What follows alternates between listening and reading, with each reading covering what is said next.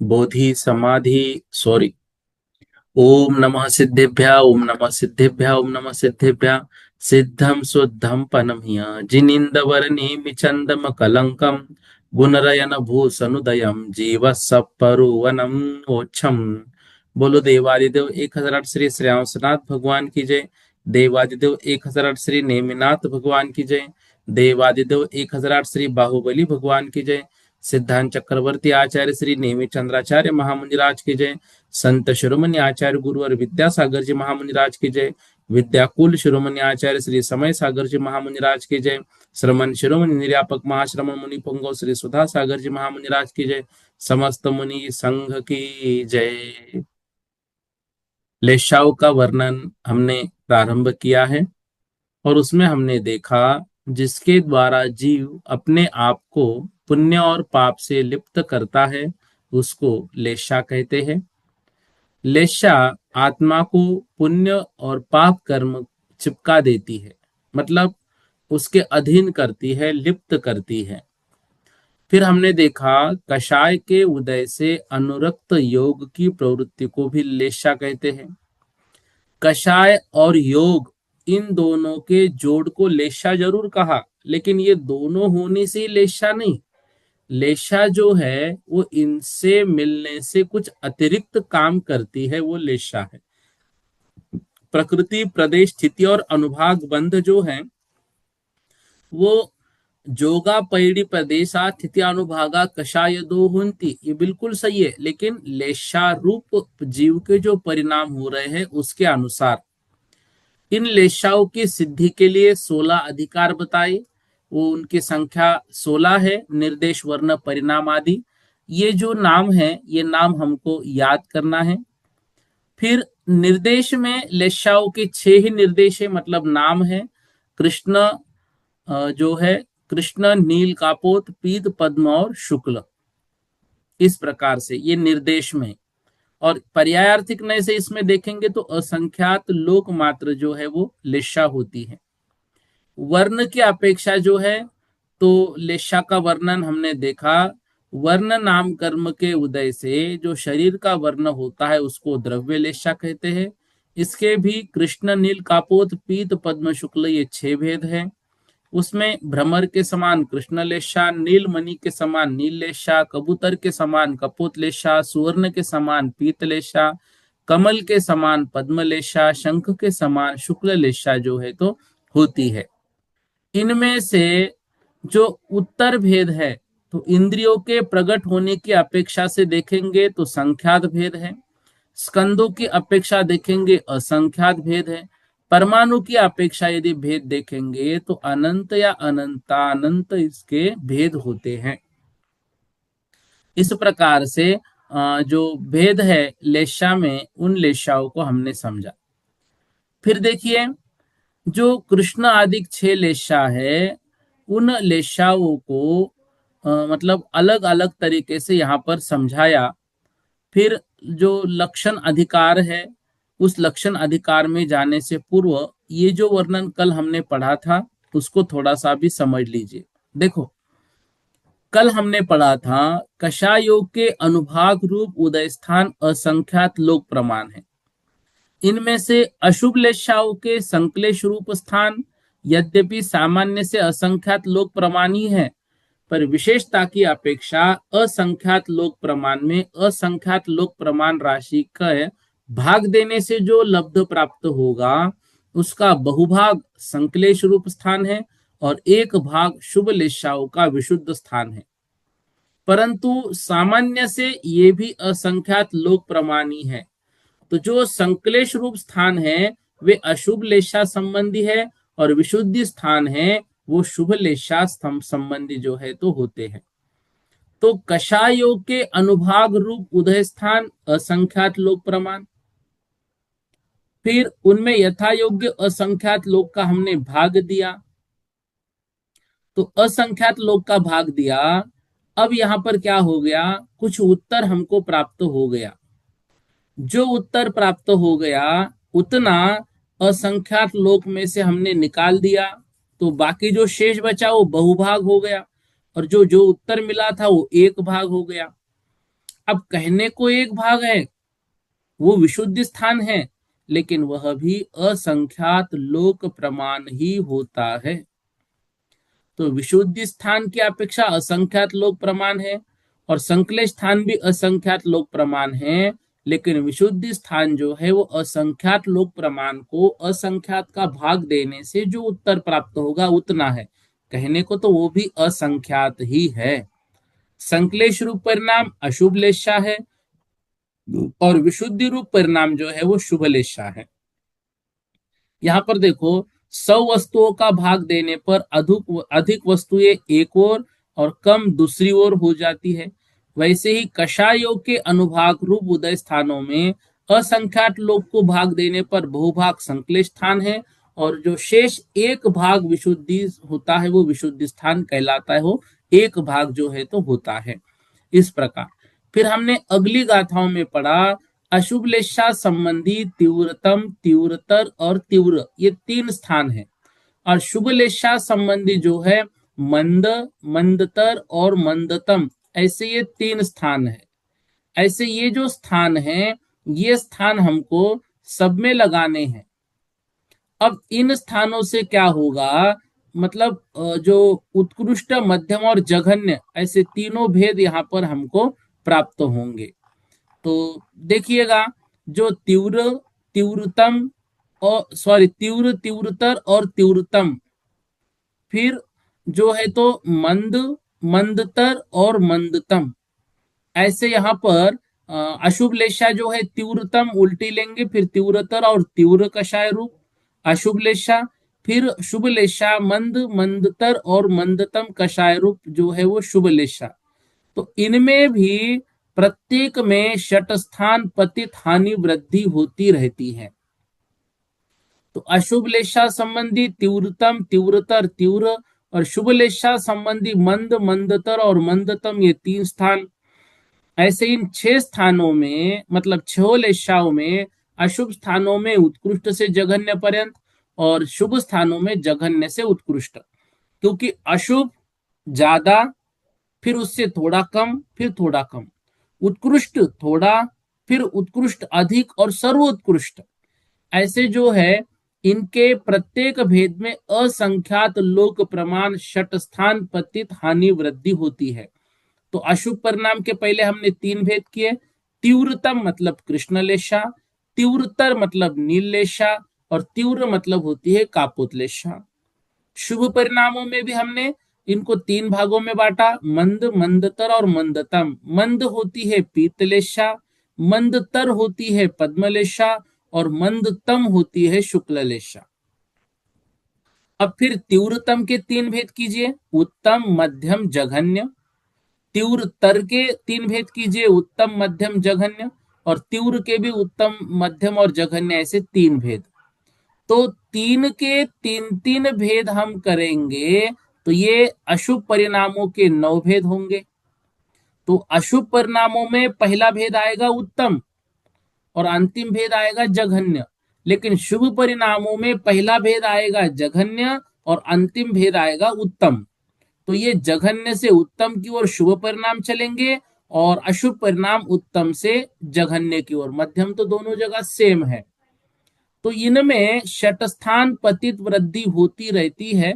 हमने पढ़ा है अनंत भाग वृद्धि, असंख्यात भाग वृद्धि, संख्यात भाग वृद्धि, फिर संख्यात गुण वृद्धि, असंख्यात गुण वृद्धि और अनंत गुण वृद्धि। तो ये षटस्थान वृद्धि रूप होते हैं।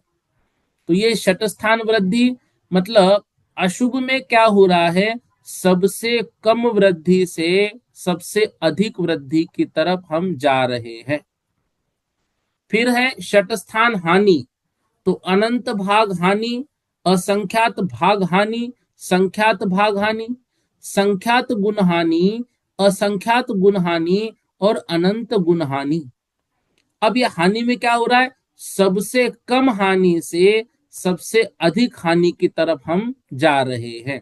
इस प्रकार से षटस्थान पतित वृद्धि जो है इनमें होती रहती है। अब देखिए, इनमें हमने पहले क्या किया, तीन भेद किए लेशाओं के, वो उनको नाम बस ऐसा किया, तीव्रतम, तीव्रतर और तीव्र, मंद, मंदतर और मंदतम, कृष्ण नील कापोत, पीत पद्म शुक्ल। फिर प्रत्येक के हमने तीन तीन भेद किए, उत्तम मध्यम जघन्य, उत्तम मध्यम जघन्य, उत्तम मध्यम जघन्य। ठीक है, ये शुभ में, सॉरी अशुभ में उत्तम मध्यम जघन्य, और शुभ में जघन्य मध्यम उत्तम, जघन्य मध्यम उत्तम, जघन्य मध्यम उत्तम, ऐसे जो है तो इनमें भेद होते हैं, ये सामान्य रूप से। अब इनका कैसे इसको समझना है, वो आगे की दो गाथाओं में ये परिणाम क्यों बता रहे हैं, तो वो आगे की गाथाओं में समझते हैं। हाँ, 501 नंबर की गाथा जो है वो देखिए, असुहानम वरमज्झिम, असुहानम वरमज्झिम, अवरंसे किन्न नील काउतिये, अवरंसे किन्न नील काउतिये, परिणमदि कमेनप्पा, परिणमदि कमेनप्पा, परिहानि दो किले सस्स, परिहानि दो किले सस्स। अर्थ देखिए, असुहानम अर्थात अशुभ लेशा के, वरम मध्यम अवरन से, वरम उत्कृष्ट, मध्यम मध्यम, अवर मतलब जघन्य, अंशे मतलब अंश रूप। अशुभ जो तीन लेशा है उनका परिणाम उत्कृष्ट अंश से मध्यम अंश रूप, मध्यम अंश से जघन्य अंश रूप, ऐसे किन्ह नील काउतीय, मतलब कृष्ण नील और कापोत, इन तीन अशुभ लेशाओं के उत्कृष्ट अंश से मध्यम अंश रूप, मध्यम अंश से जघन्य अंश रूप संक्लेश की हानि होने पर ही जीव क्रम से परिणमन करता है। परिणमदि कमेन अप्पा, परिणमन करता है क्रम से आत्मा, परिहानि दो कब, हानि होने पर, कीले सस्स मतलब संक्लेश की, किलेश मतलब संक्लेश।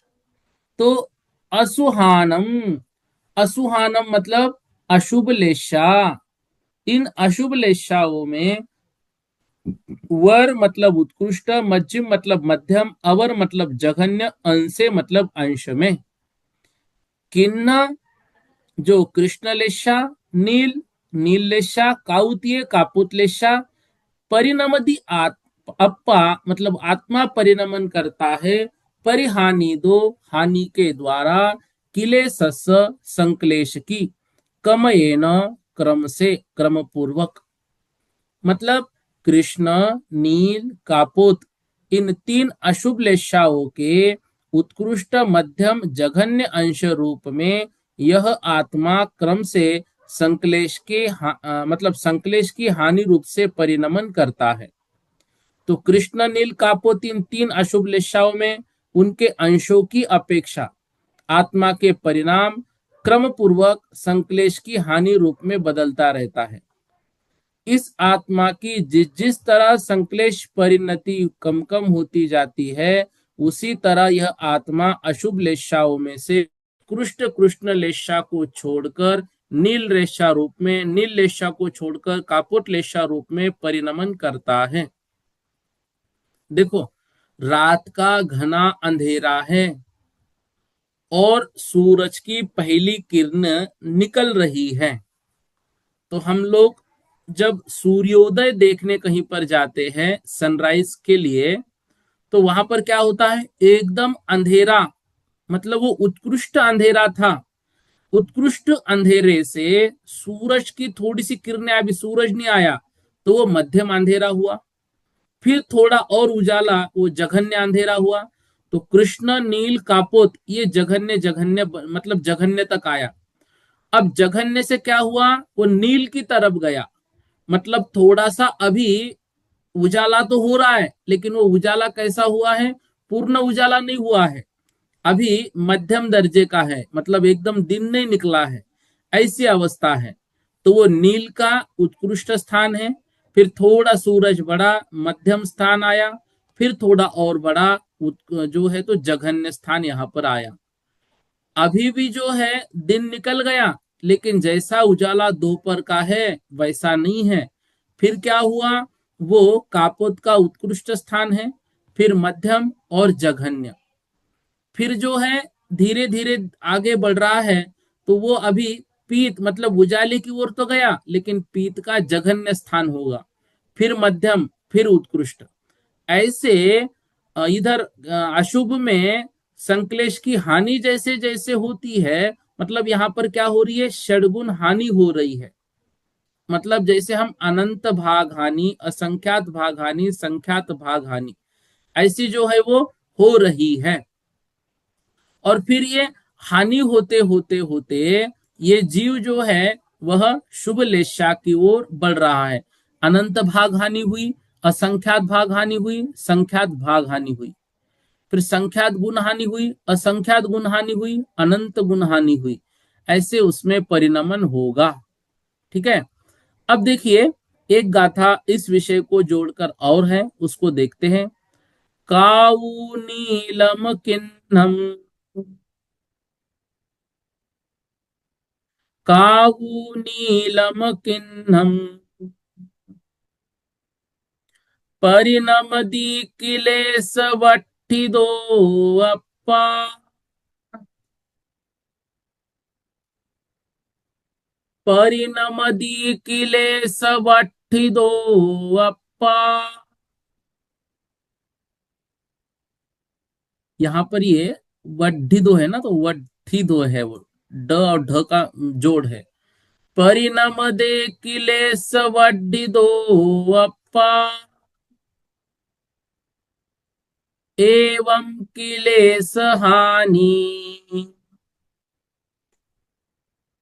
एवं किलेश हानि,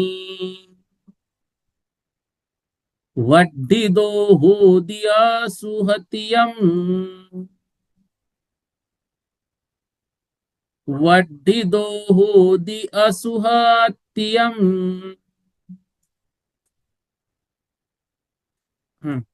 देखिए, काऊ कापोत लेशा से, नीलम नील लेशा से, किन्नम कृष्ण लेशा, किलेश वड्ढितो, क्लेश मतलब संक्लेश की वृद्धि होने पर, अप्पा आत्मा, परिणमदी परिणमन करता है। किस प्रकार से, एवं इस प्रकार, किलेश हानि वड्ढितो, संक्लेश की हानि और वृद्धि की अपेक्षा से होता है।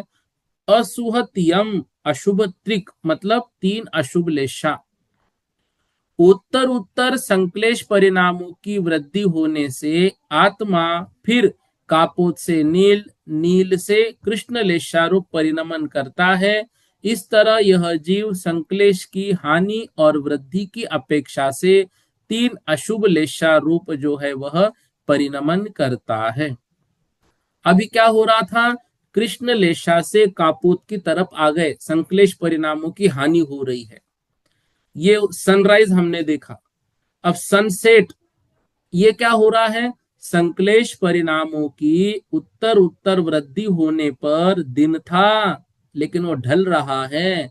तो आत्मा कापोत से नील और नील से कृष्ण लेशाओं के जघन्य, मध्यम और उत्कृष्ट अंशों के क्रम से परिणमता है। इस प्रकार संक्लेश की हानि वृद्धि से तीन अशुभ लेशाओं में परिणमन जो है तो होता है। छहों लेशाओं में उत्कृष्ट से जघन्य पर्यंत और जघन्य से उत्कृष्ट पर्यंत षट स्थान हानि और षट स्थान वृद्धि होती है। अशुभ लेशाओं में संक्लेश की हानि वृद्धि होती है।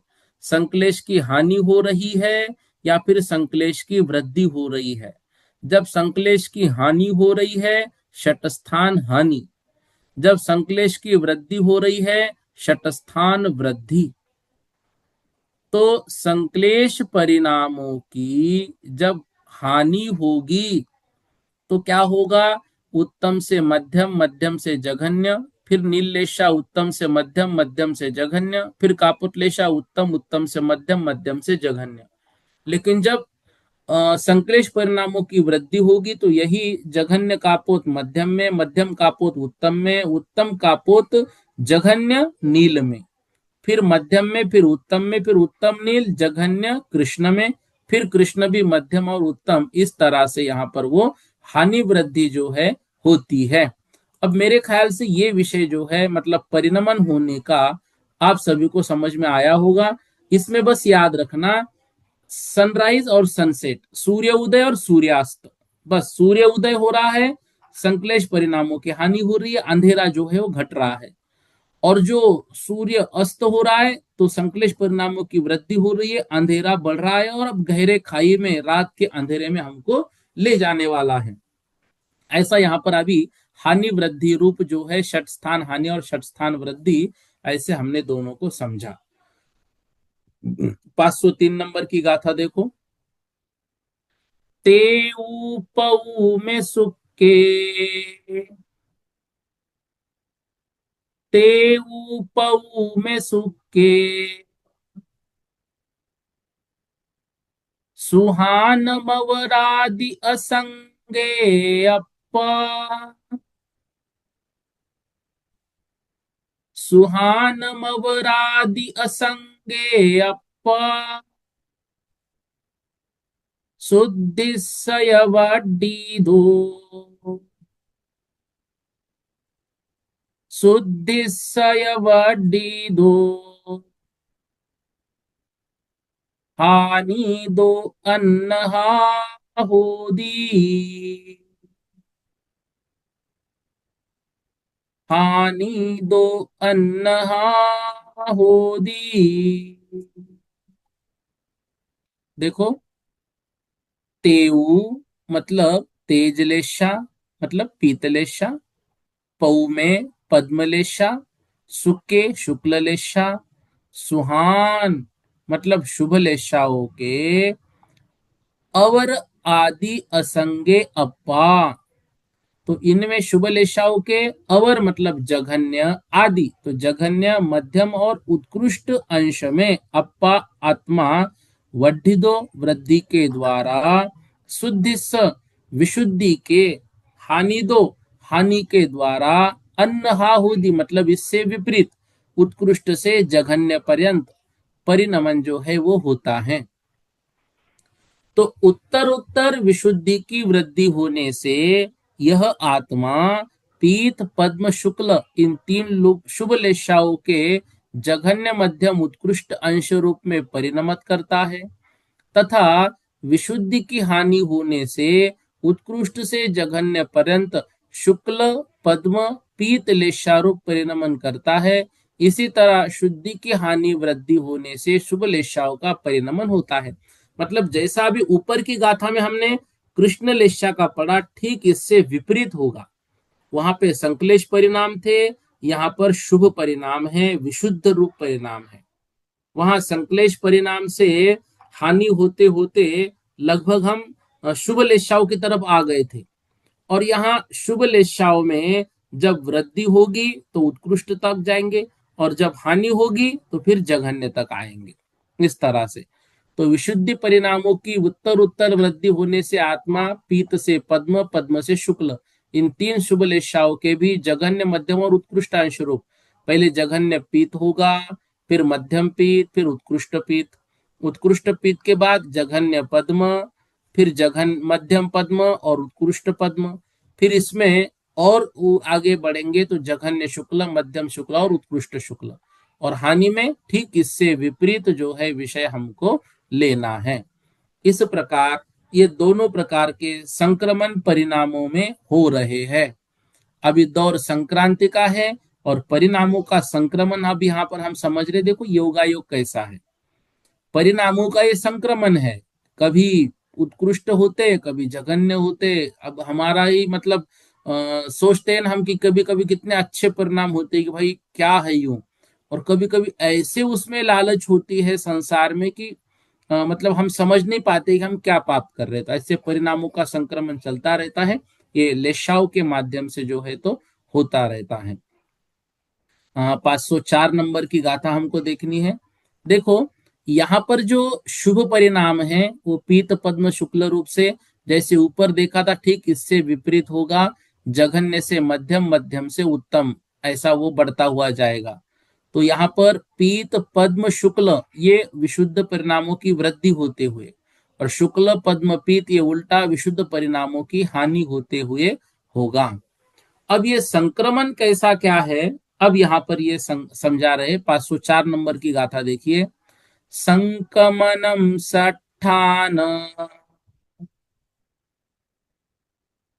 संकमनम सठान, परठानम होदि किन्न सुकानम, परठानम होदि किन्न सुकानम, वड्डिस्सुहि सुट् वड्डिस्सुहि सट्ठानम्, वड्डिस्सुहि सट्ठानम्, वड्डिस्सुहि सट्ठानम्,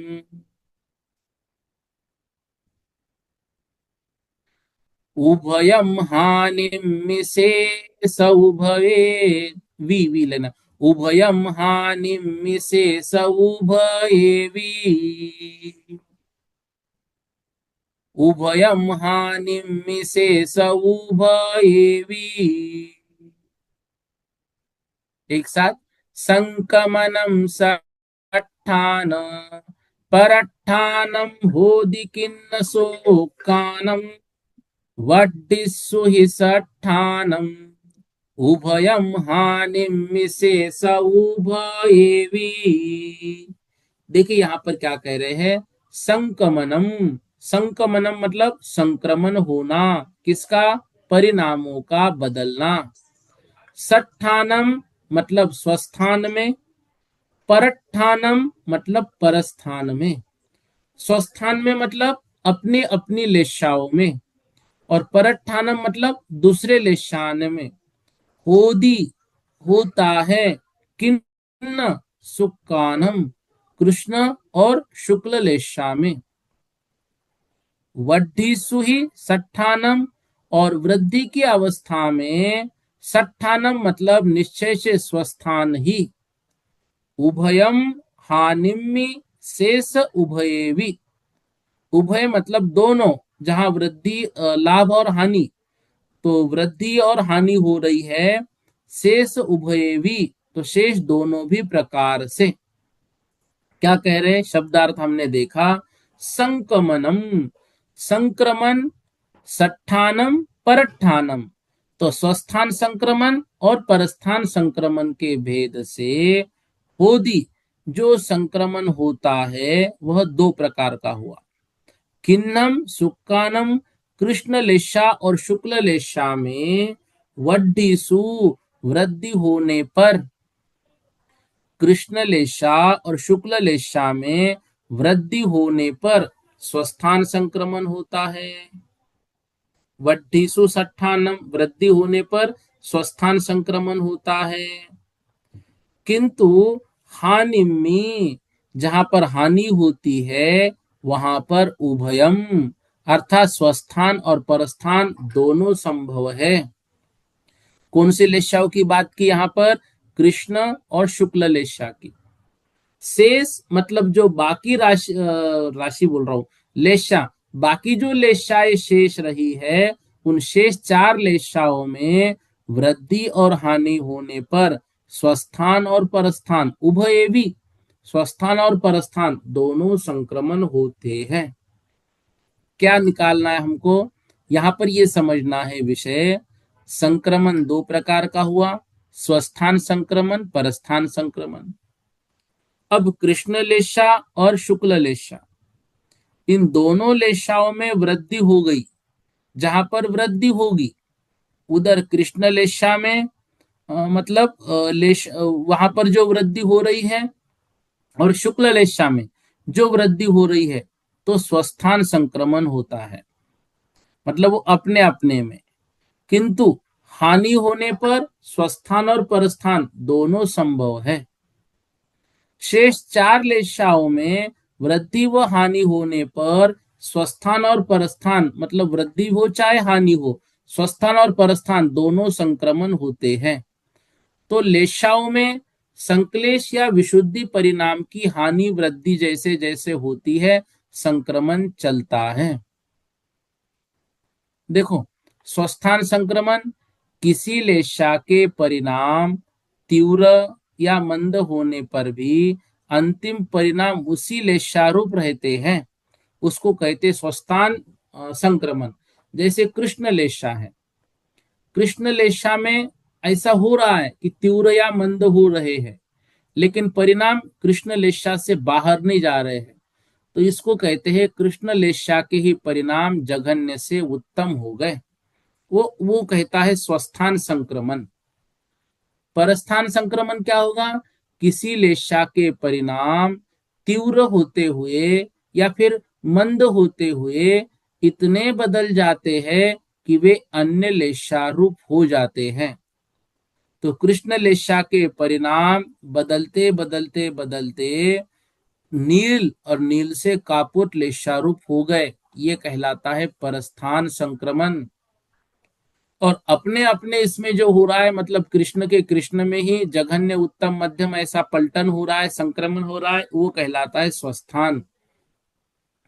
तो कृष्ण एवं शुक्ल लेशा, इनमें यदि वृद्धि हो रही है तो स्वस्थान संक्रमण, हानि हो रही है तो स्वस्थान और परस्थान दोनों संक्रमण। नील कापोत पीत पद्म, इनमें चाहे वृद्धि हो चाहे हानि हो, स्वस्थान और परस्थान दोनों संक्रमण होते हैं। अब देखो, अशुभ लेशा है कृष्ण लेशा, उसमें परिणमन हो रहा है स्वस्थान में, उत्तम मध्यम जघन्य, उत्तम मध्यम जघन्य। तो ये जो कृष्ण लेशा है, इसमें यदि स्वस्थान संक्रमण हो रहा है तो वृद्धि हो रही है कृष्ण लेशा में, तो वृद्धि होगी तो अब ये उत्तम मध्यम जघन्य रूप होगी कि जघन्य मध्यम उत्तम रूप होगी? वृद्धि कैसी होती है? नीचे से ऊपर की तरफ। तो कृष्ण लेशा में जब वृद्धि होगी तो जघन्य मध्यम और उत्तम वो कहाँ जाएगा? उत्तम तक जाएगा, उससे नीचे कोई लेशा है ही नहीं, इसलिए वहां पर संक्रमण स्वस्थान ही रहेगा, उससे ऊपर नहीं जा सकता। ठीक है ना? मतलब दिन ढल रहा है तो उसका अंतिम पर्याय क्या होगा? रात होगी। रात से अधिक गहरा क्या होगा? कोई गहरा नहीं है। तो इसलिए यहां पर जो संक्रमण हो रहा है वृद्धि होते हुए, ये स्वस्थान में हो रहा है। ऐसे शुक्ल लेशा में लीजिए, इनमें जब वृद्धि होगी तो कैसी होगी? जघन्य से मध्यम की ओर जाएंगे और मध्यम से उत्तम। अब इससे शुक्ल लेशा से कोई और नहीं है, वो शुक्ल लेशा उत्तम तक ही। ठीक है ना? परम शुक्ल लेशा जिसको हम बोलते हैं, तो उत्कृष्ट शुक्ल लेशा तक जाएंगे परिणाम बढ़ते बढ़ते, उससे ऊपर कुछ नहीं है। तो यहां पर क्या हो रहा है? स्वस्थान ही संक्रमण हो रहा है वृद्धि होने पर। लेकिन कृष्ण लेशा में हानि हो गई तो उत्तम से मध्यम, मध्यम से जघन्य, जघन्य से फिर नील उत्तम तक आएगा, मध्यम जाएगा जघन्य, फिर हो सकता है कापुत तक भी गया, हानि हो रही है तो स्वस्थान भी होगा परस्थान, क्योंकि कृष्ण के उत्तम से मध्यम, मध्यम से जघन्य तक स्वस्थान चल रहा है। फिर उसके आगे जो है तो वो नीचे नीचे संक्रमण हानि होने पर दोनों भी होंगे। ऐसी शुक्ल लेशा में वृद्धि जो हो रही है उसमें स्वस्थान रहेगा, लेकिन हानि होने पर वो पद्म पीत तक आ सकता है। लेकिन बाकी लेशाओं में चाहे संक्रमण स्वस्थान हो चाहे परस्थान हो, वहां पर क्या होगा, वृद्धि हानि दोनों भी वहां पर चलती रहेगी। मतलब वृद्धि हो चाहे हानि हो, स्वस्थान और परस्थान संक्रमण जो है वहां पर उनका होता रहेगा। मतलब मेरे ख्याल से जो मैं कहना चाह रहा हूं उस बात को आपने पकड़ लिया होगा। लक्ष्मी दीदी जी बोलिए आप। हाँ भैया जी, जय जिनेन्द्र भैया जी। जय जिनेन्द्र। मतलब ये तो समझ में आ गया कि कृष्ण नील कापोत में तीव्रतम और तीव्रतर तीव्र जो भी आगे चलेगा उत्कृष्ट से जघन्य और या जघन्य से उत्कृष्ट चलेगा, है ना भैया जी। ये तो हाँ। समझ में आ गया। पर जैसे परिणामों की हानि का जो अनुक्रम रहेगा ना, वो हम्म। जैसे असंख्यात लोक मात्र सठ स्थान पतित संश्लेषता की हानि अशुभ लेशा में होगी। तो हम्म। यही बात मतलब विशुद्धता की हानि शुभ लेशा में भी मानेंगे क्या? हाँ, विशुद्धि वहां पर घटेगी। तो विशुद्धि घट रही है, तो जहां पर घट रही है तो वो पर स्थान में भी जा सकता है, शुक्ल से पद्म में या पद्म में पीत में आ सकता है। नहीं, अच्छा नहीं, जैसे हानि होगी तो वो घटेगी, घटने में विशुद्धता की हानि होगी हाँ। अगर घटेगी तो। हाँ।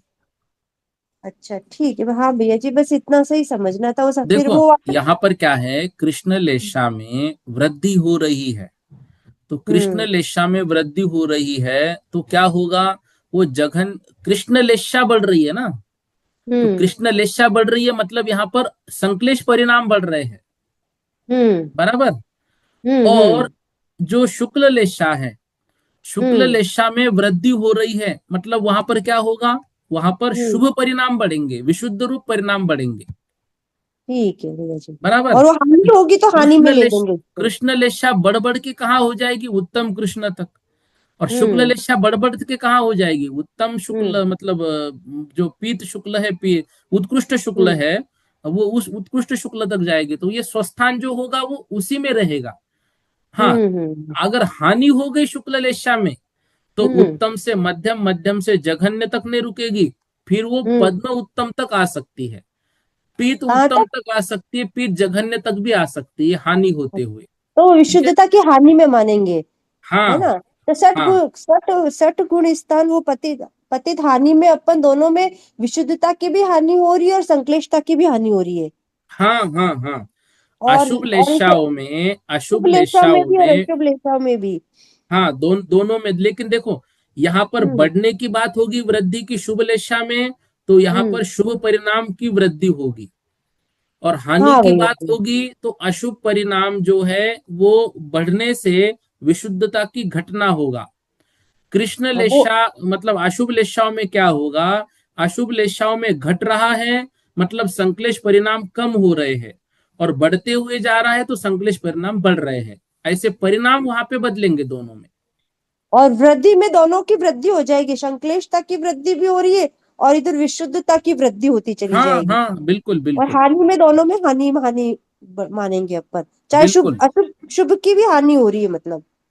हाँ, शुभ की हानि हो रही है मतलब विशुद्ध परिणाम कम कम हो रहे हैं। कम कम हो रहे हैं। और इधर ठीक है भैया संश्लेष जी। की हानि हो तो संश्लेष कम कम हो रहा है। ठीक है भैया जी, ओके ओके, समझ में आ गया, धन्यवाद। जी। जय श्री दीदी जी बोलो।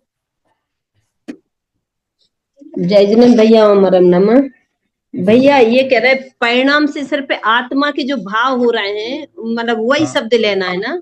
बिल्कुल बिल्कुल।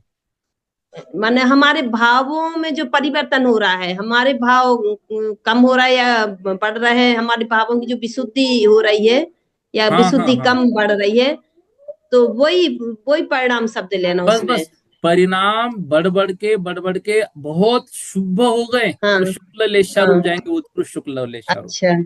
और हाँ घट घट के मतलब बहुत ही संकलेश हो गए तो कृष्ण लेशा रूप। उससे हाँ मतलब सबसे निम्न स्थान कृष्ण लेशा का है, यो हाँ बताओ। हाँ। ठीक है। ठीक है भैया, जय जिनेन्द्र, ओमरम जय नमः। जय जय। नीलम दीदी जी बोलो। जय जिनेन्द्र भैया जी। जय भैया जी, जिने। जैसे संश्लेष परिणाम की हानि हो रही है, हानि होते होते वो अशुभ में ही होएगी कि वो शुभ में चला जाएगा हानि होते होते? और देखो विशुद्धि की वृद्धि होते विशुद्धि की हानि होते होते वो अशुभ में जाएगा कि नहीं, मतलब कि शुभ के शुभ में रहेगा और अशुभ का अशुभ में रहेगा? देखो, अगर वो अशुभ लेशा वाले परिणाम हैं, मतलब उस गति पे डिपेंड करेगा वो, तो वो अशुभ तक ही रहेगा, शुभ लेशा में वो नहीं जा पाएगा। लेकिन वो जीव यदि मान लो मनुष्य गति में है तो उसके परिणाम कृष्ण से लेकर निकलकर शुक्ल तक जा सकते हैं। उस गति पर वो डिपेंड करेगा कौन से गति में। वो विषय कब आएगा, जब हम प्रत्येक गति का ये वर्णन पढ़ेंगे ना, लेशाओं का, कहाँ अच्छा पर कौन सी अच्छा। लेशा है, तब उस विषय को वहां पर ले लेंगे। और भैया जी यहाँ पर हमें जैसे क्या लेना है, देखो यहाँ पर षट स्थान प्रतीत, मतलब जिस स्थान से संक्लेश प्राप्त हुआ उस स्थान से अनंत भाग अधिक, असंख्यात भाग अधिक, संख्यात भाग अधिक, वो संक्लेश परिणाम बढ़ रहे हैं। ठीक है, फिर संख्यात गुना अधिक, असंख्यात गुना अधिक और अनंत गुना अधिक। जब अनंत गुना अधिक हो गया ना हो, तो कृष्ण लेशा का उत्कृष्ट स्थान हो जाएगा वहां पर। किसका अनम्यूट हो गया? ठीक है दीदी। हाँ, विवो लिखा है, विवो बोलिए।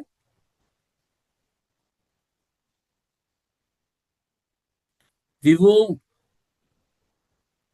VOV2521 लिखा है।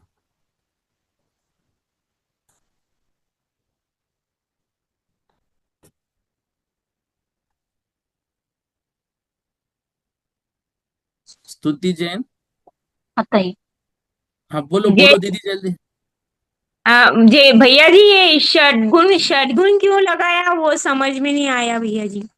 चलो ठीक है, षटगुण देखो षटगुण मतलब 6 प्रकार की हानि और वृद्धि, ये पिछले मतलब वर्ष से हम पढ़ रहे। देखो, कृष्ण लेशा वाला जीव है, तो कृष्ण लेशा वाला जीव, उसकी विशुद्धि यदि बढ़ रही है, तो उसकी विशुद्धि बढ़ रही है मतलब उसके संक्लेश की हानि हो रही है। तो संक्लेश की हानि होगी तो अनंत भाग हीन होगा, फिर असंख्यात भाग हीन होगा, संख्यात भाग हीन होगा, फिर संख्यात गुनाहीन होगा, असंख्यात गुनाहीन होगा, अनंत गुनाहीन होगा। मतलब कृष्ण लेशा वाले जीव की जब विशुद्धि बढ़ रही है तो उसका संक्लेश घट रहा है।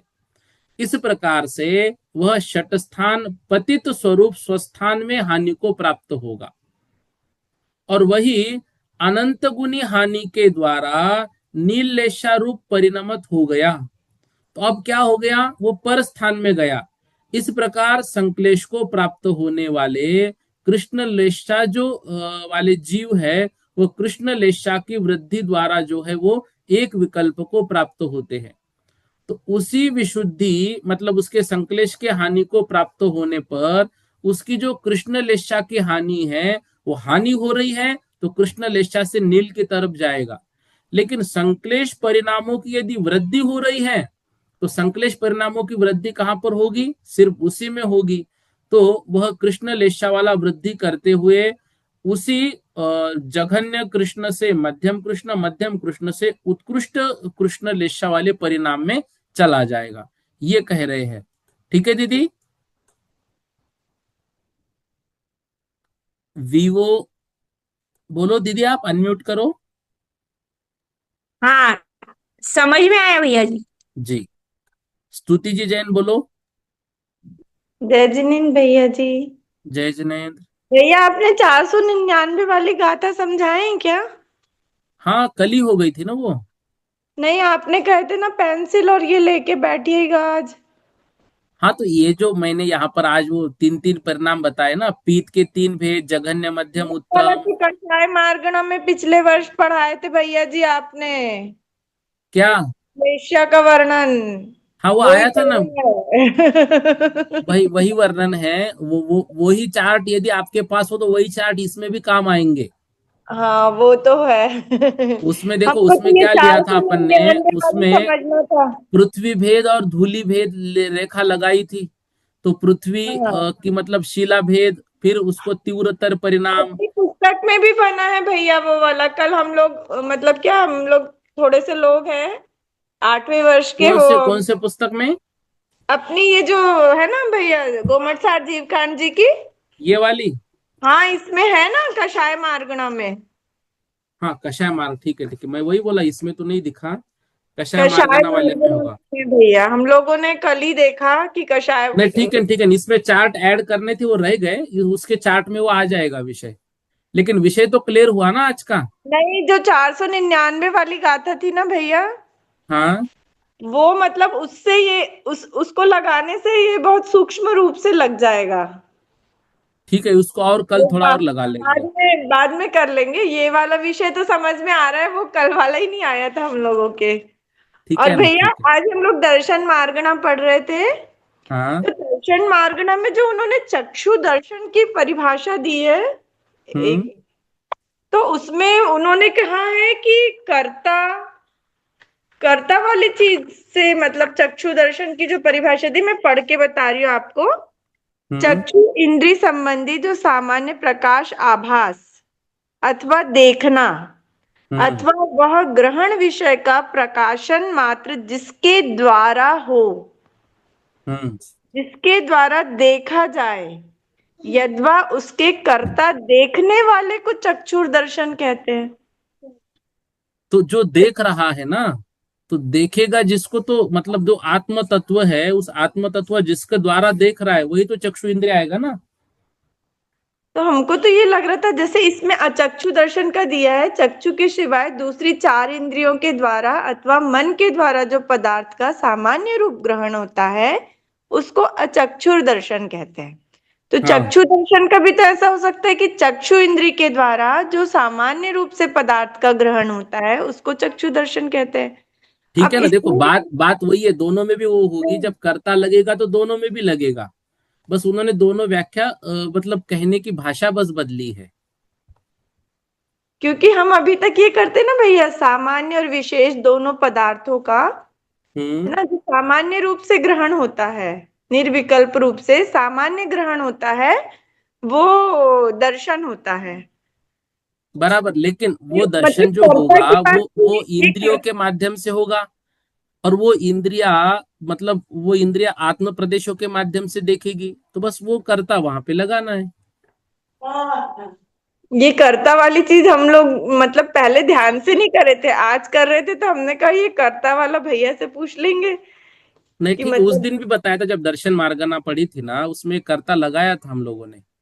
हमारी भैया हम कर नहीं पाए थे कक्षा किसी ठीक कारण है, एक में। बार आप देख लेना, नहीं तो और पूछना, कोई दिक्कत नहीं। ठीक है। भैया धन्यवाद। जी जी। वीना दीदी जी जैन बोलो।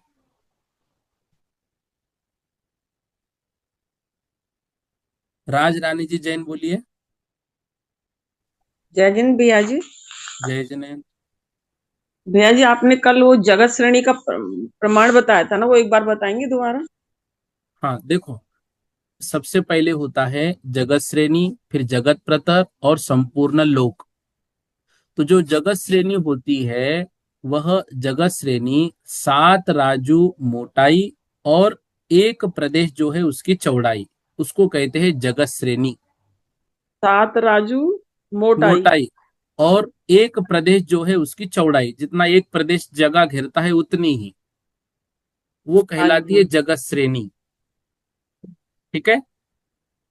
अब हाँ इस जी। जगत श्रेणी का जो वर्ग होगा वो कहलाता है जगत प्रतर। जगत श्रेणी का जो वर्ग है वो कहलाता है जगत हाँ, प्रतर।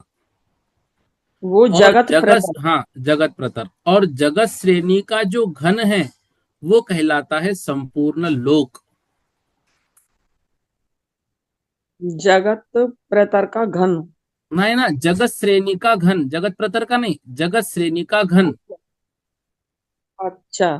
हम्म। तो ये जो 7 आएगा जगत ना, श्रेणी। 7 राजू और एक हाँ प्रदेश जी। की तो वो गिनती है समझो। तो वो संपूर्ण हम्म। लोकाकाश ऐसा 3D में, ऊंचाई में नहीं, 3D में, उसमें जो एक हम्म। ब्लॉक आएगा, एक प्रदेश उतना, और ऐसा वो लंबा तो जाएगा ना मोटाई में, वो जाएगा 7 राजू तक। तो वो उतना जो है हाँ। वो जगत श्रेणी, एक जगत श्रेणी आ गई उसकी। उसका जो हम्म। स्क्वायर है वो आएगा जगत प्रतर। और ऐसे जगत श्रेणियों का घन जो होगा वो होगा संपूर्ण लोक। मतलब 7 गुणित 7 गुणित 7 इज इक्वल टू लोक। ये लोक का घनफल इतना आ जाएगा। ये विषय आपको याद हो तो कोरोना काल में जब हम लोग द्रव्य संग्रह पढ़ रहे थे, वहां पर जो लोक का वर्णन आया था उसमें ये समझा था हमने। नहीं है याद भैया जी। ठीक है ना, आप समझ में आ गया। हाँ, जगत श्रेणी का जो घन होगा वो संपूर्ण लोक। लोक होगा, जगत श्रेणी का वर्ग जगत प्रतर होगा। ठीक भैया जी, अब आया। थैंक यू भैया जी। इतना आज कर लेते हैं, इसके आगे कल पढ़ेंगे। बोधि, समाधि, परिणाम विशुद्धि, स्वात्मोपलब्धि, शोषोक सिद्धि, चिंतामणिम चिंतित वस्तु दानिम त्वामंदे मानस्य ममास्तु देवी।